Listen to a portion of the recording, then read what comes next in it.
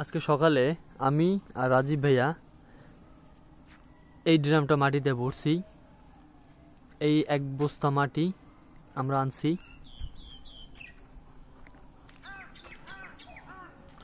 এই ড্রামটাও ভরছি আমরা মাটি দিয়ে। এই এক বস্তা মাটি আমরা এখানে এনে রেখেছি। এখন কথা হলো যে আমরা এগুলো রাখছি কি কারণে।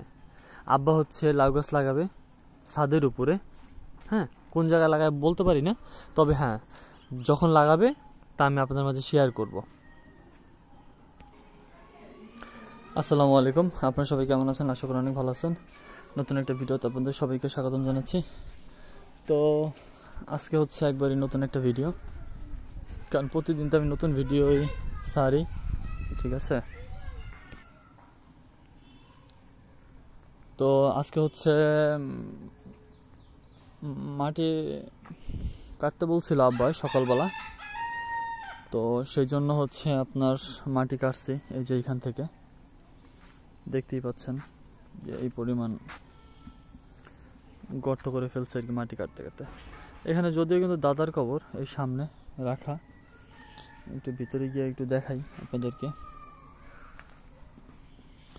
এইখানে এই যে হচ্ছে এখানে দাদার কবর, পাশে হচ্ছে বড় বাবার কবর, তারপরে হচ্ছে সিরিয়ালে কারা কারা আছে কবরে এইখানে আমাদের সঠিক জানা নেই, কারণ তখন আমার জন্ম হয় নাই।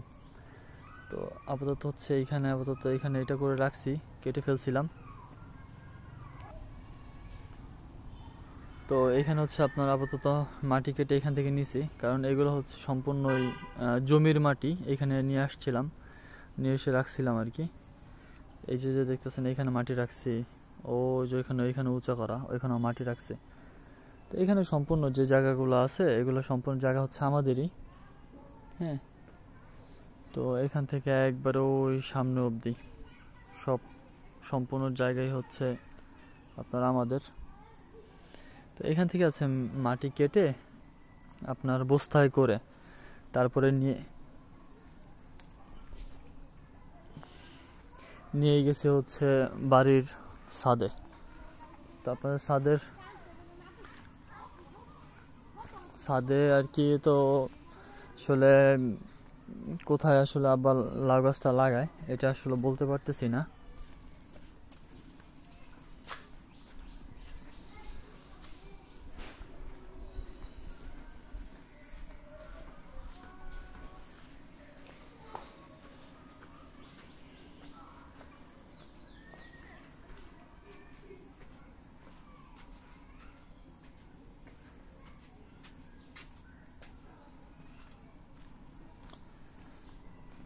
এই যে হচ্ছে বস্তা এখানে এনে রাখছি। এই যে হচ্ছে মাটি, দেখছেন কি পরিমাণ মাটি। তো আবার একটা জিনিস কি, আব্বা যেহেতু লাগাবে সেই জন্য আর কি ভালো মাটিগুলোই আনছি, কারণ ওইখানে অনেক গাছ শিকড়টি করে জড়ায়া ছিল, সেই জন্য ওইগুলো আনি নাই, বেছে তারপর আনছি। তারপরে শিকড় টুকটাক শিকড় এগুলো এখনো আছে। সামনে আরো একটা ড্রাম রাখছি এখানে, এই যে। হ্যাঁ, এই যে বস্তায় তো এগুলো রাখছি। এখন আব্বা আসলে কি গাছটা ওইখানে লাগায় না এইখানে লাগায় না কি এই সাইডের কোনো জায়গায় লাগায় সেটা বলতে পারতেছি না।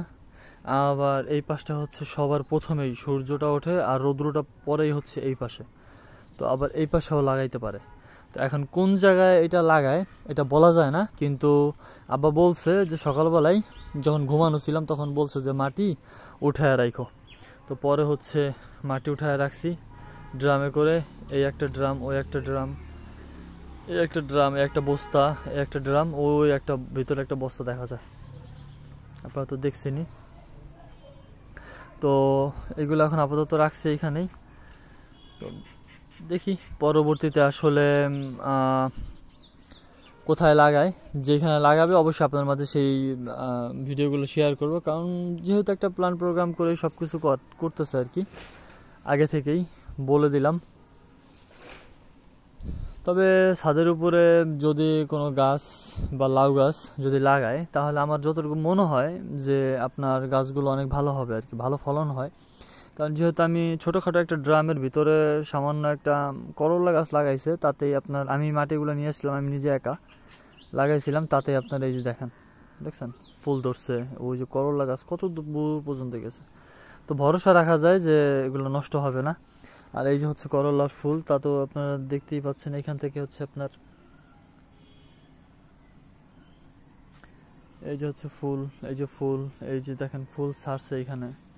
হ্যাঁ, মানে সোজা কথা করলা মানে হতেই হবে, ঠিক আছে। এটা হচ্ছে মনে হয় করলা গাছ রাগ করছে আর কি। যাই হোক, আপনাদের মাঝে আসলে ভিডিওগুলো শেয়ার করলাম, কেমন লেগেছে অবশ্যই জানাবেন। আর ভিডিও বেশি লম্বা করব না, সবাই আমার চ্যানেলটিকে সাবস্ক্রাইব করবেন। আর এই ভিডিওটা যদি ফেসবুক পেজ থেকে দেখে থাকেন, তাহলে অবশ্যই আমার ফেসবুক পেজটিকে অনুরোধ রইল ফলো করার জন্য। নিত্য দিনে প্রতিদিন নতুন নতুন ভিডিও আপডেট আপনারা পেয়ে যাবেন, নতুন নতুন বিষয় নিয়ে। সবাই পাশে থাকবেন। আল্লাহ হাফেজ।